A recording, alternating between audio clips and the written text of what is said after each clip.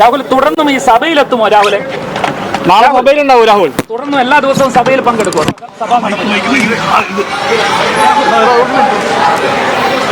അവിടെ നിന്ന് ഞങ്ങൾ ഇവിടെ ഉണ്ട്.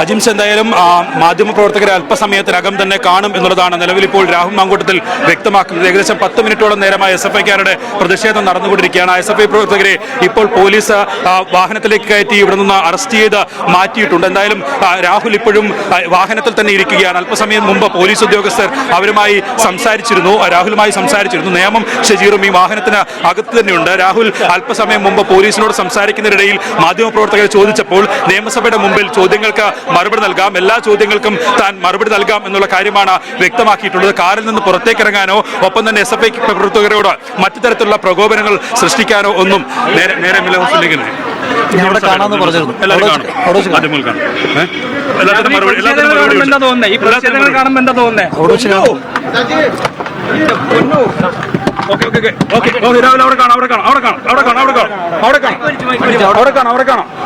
രാഹുലിനെ പോവാൻ അനുവദിക്കില്ലെന്നാണ് പറയുന്നത്.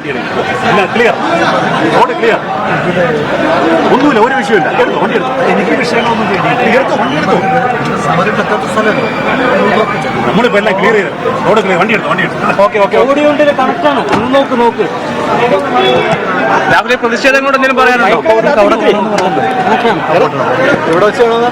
നിയമസഭ